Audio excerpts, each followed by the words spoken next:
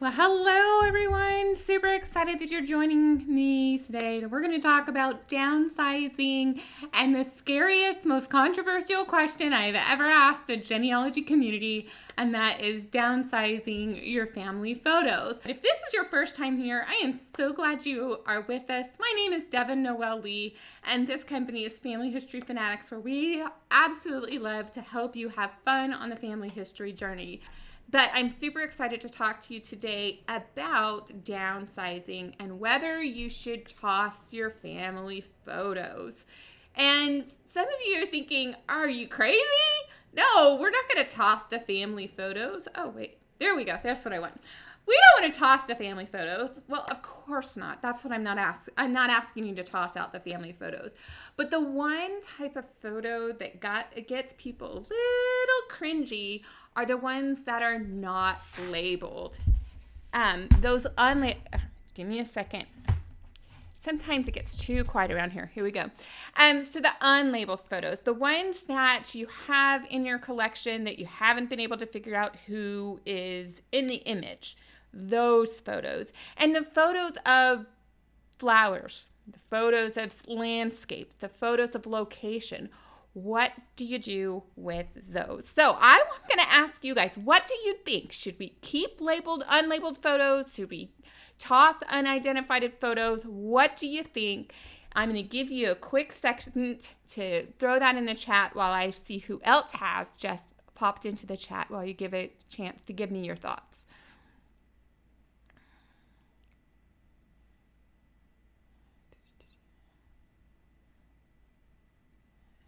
Okay, all right.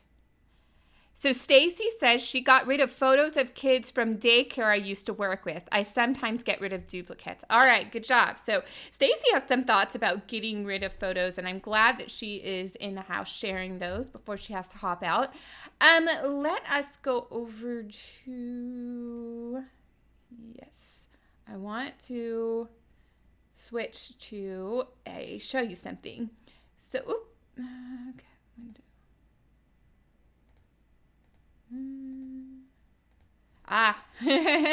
I'm trying to do things live. I was trying to do a couple cool things, and of course it doesn't want to work on the day that I want it to work. So let me try one more thing and see if I can pull, but it's giving you guys an opportunity to weigh in and share your thoughts. Here we go.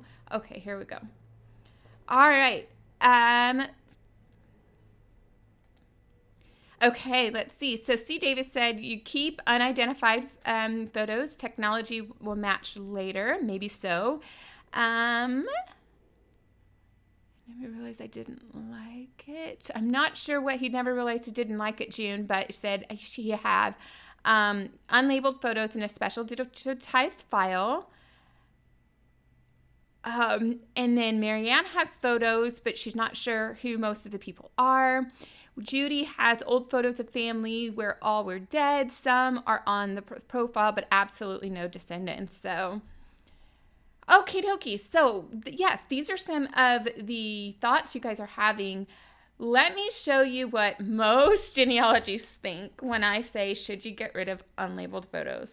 They think it's cringeworthy. How dare I even consider getting rid of unlabeled photos? Well, before you consider getting rid of unlabeled photos, let's talk about a couple of things you can do with your unlabeled photos. So some of you in chat talked about digitizing photos, and that is a great start.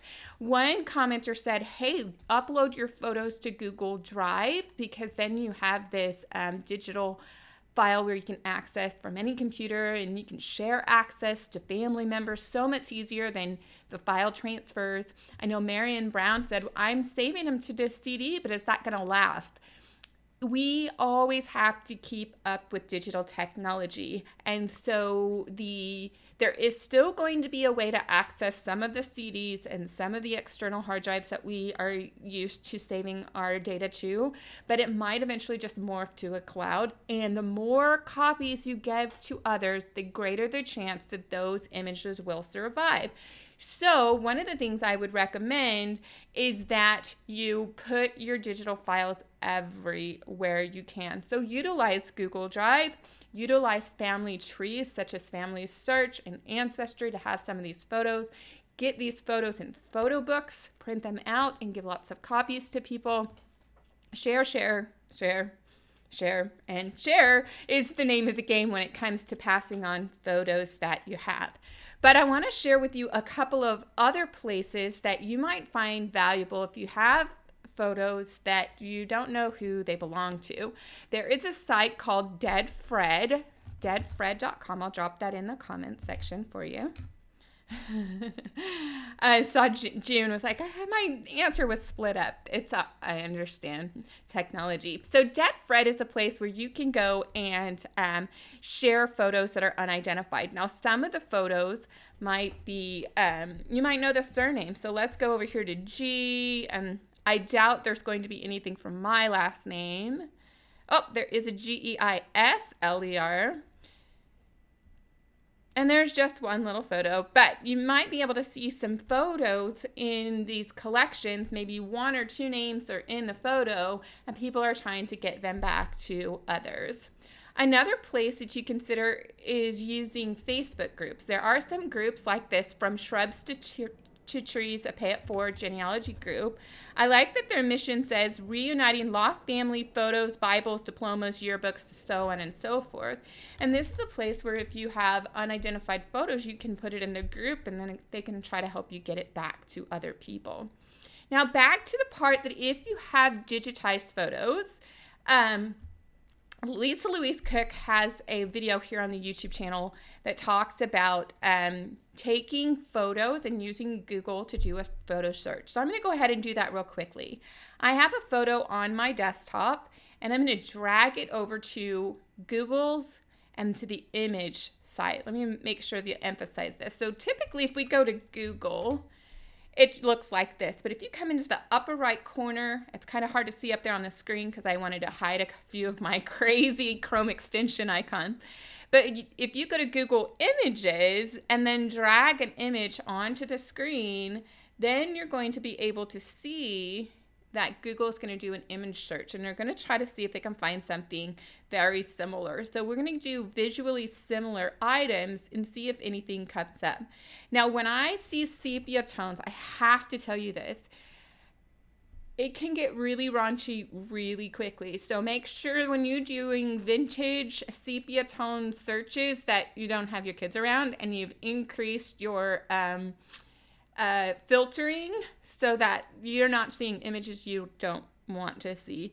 But right now, I'm not seeing anything that really jumps out that looks like that image. So I'm going to scroll down a little bit further, and there may be a place where you can find this image online. So it seems like this picture was shared to Pinterest from a blog called patientgen.blogspot.com. Now, for those of you who've been with me since 2009, you know that this is one of my old blogs. It was called A Patient Genealogist. Not that I'm patient, but to remind all of us that we need to be patient. In any case, this picture is there, and if we were in luck, we would be able to go to that image. So just because you can do a Google search doesn't mean you're going to find out who they are. And I do know the name of the guy, Sam Bassler, but that's all I know. So should I keep this image? Well, a number of people over on Twitter said, I could never, ever throw out images. If you want to look at this thread about Gen Chat and the questions and responses people had, I'm going to put a link to the description as below. If you don't know what Gen Chat is, it is a meeting every other week on Fridays and on Saturdays for the international audience, so they don't have to be up really late at night. For me, it's at 9 o'clock Central Time, and we just use the hashtag GenChat, and we talk about different topics. And so there was a lot of discussion, and a lot of it was controversial. So many people thought, I cannot believe Devon would ever say throw things out. So let me share with you a couple more things that I want you to realize. When it comes to downsizing, and yes, if you have downsizing questions, I want you to put it in now. Our string will be as long as you guys have questions. So when it comes to downsizing, what is typically happening? you don't have a lot of space. A couple of our attendees say they're in a 300 square foot living location. They don't have a lot of space for stuff, right? When you're facing downsizing, this is the time when you're making tough decisions. Anytime you get before the time where you're now in the smaller location, or you are moving into the smaller location, or you're clearing out your relatives' homes because they passed away, anytime before that, you can use all of those locations. You can contact genealogy societies, see if they will take unlabeled photos. You can talk to genealogy libraries, archives, historic museums, put things on eBay, all of that stuff. But when push comes to shove and it is time to make the decision of downsizing, I would highly recommend that the photos that are unlabeled, if you have more than a handful, it's time to let them go. Because what's happening is that you run out of money, right? Let me skip ahead real quick for a second. You don't have time, right? You have no more time. Time is run out. You got to make the decisions. And it is more important that you keep the things that are labeled, that are properly organized, that have strong genealogy value, than to waste your time on trying to track down who these people are. You do that before you downsize. The next thing is, it takes money to try to ship these pictures off to people or send them off to genealogy societies. And if you don't have the money, as long as you've digitized them, of pictures of people that are unidentified, so you have them in case somebody figures out who they are, then we can forgive you. And you can grab a tissue and you can weep as it goes to the trash can, but you can be like Elsa and let it go. Now, why am I saying this? I am a genealogist. I should be like obsessed with preserving things. Well, let me take you back to 2012 in December. My mom was living in a really tiny apartment and she had passed away. I was living in Iowa. I had 5 children, as some of you may know, and they were pretty young at the time. We hadn't started Family History Fanatics, and we were, being frugal, living within our means and not getting into debt. But when I got to my mom's house, she had a 3-foot stack of photo albums. And I've been through my mom's photo albums. I've really got into genealogy. I had labeled so many things.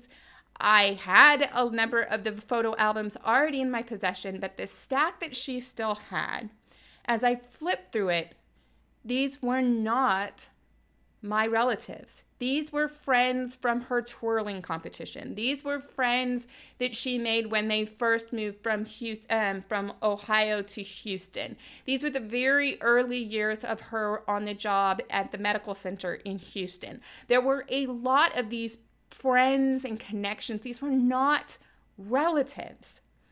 And so as much that it broke my heart, and I cried buckets as I put all of these photo albums in the trash, what came down to me deciding to let those photos go is I needed to save what was most important and what she took the time to label. It's not my fault that I can't label them anymore because they were in her possession. Not only that, I was flying. I had a suitcase. That's all I had. It's not like I could just put it into my trunk, my suitcases to haul stuff back. I had to make room for the things that mattered most, like the family Bible or certain jewelry or things of that nature. And those still sound kind of small, but you start adding up all of the unlabeled photos, you run out of room. You have to take care of things and you have to let it go, and you got to give yourself some slack when you get to that point. So let's go and look at some of the questions you guys have about downsizing. So Judy said she's 80 years old and has downsized 3 years ago when she moved to Houston. Hey, Houston. I wish I had some of it back, but she did send some of her items to a local historical society. So everybody give Judy a round of applause. Yes, utilize other people's homes for the things that you have. When it comes time to downsize, you are likely not the best place to preserve your family history. And recognize if you don't get things organized and you don't get it downsized, the people who are inheriting the job of cleaning out your home, they're gonna not know the difference between what is worth saving and what isn't, and they're probably just gonna throw it all out. So the more that you can get your collection narrowed to the best of the best and sending things to local historical society, genealogy societies, museums, collectors, and these situations, the more you will be able to have longevity to the items that you have painstakingly preserved for so many years. Okay, so Judy, yes, you said if you're going to make a donation to a historical society or an archive, be sure to send a donation. My other tip, right along, totally agree, is if you are going to make a donation to any of these locations, call them first or email them first. So going back to my friend who had the women that she went to the beauty school and she was a profitable, well-respected businesswoman. Well, she made a list of all of the content she had in her collection, and she put it in a spreadsheet. When she contacted the museums and the archives and the society, she said, hey, I've already organized this information. What would you like to see it, and tell me what part of the collection you would like to have? They were so thankful because she was so organized. She knew exactly what's in the collection, and she knew that, you know what, that collection probably won't stay together, but if it's in multiple places, it increases the chances of it living on into the future. And then if she wants to revisit any of the material about her aunt because she's working on a new project, one, she has it digitized, but two, she could also go back and revisit those archives. So call ahead and be prepared. But it all goes back to my main point, and that is, do you have the time to do all of this? Don't have time to do all of what I'm talking about, then you're going to have to make some tough decisions. And I hope that I can give you comfort in that you do the very best you can, and it is okay if some of these things have to go away. So I think that's about all the questions I see in the chat. I thank you for joining us. Be sure to check out any of the videos that are going to pop on the screen about downsizing, or our latest video, so that you can watch a new video next. It'll be there about 5 minutes after the live stream ends. And be sure to check the front page of the YouTube channel, familyhistoryfanatics.com, for our latest live streams and new releases. Bye, y'all. Have a good day.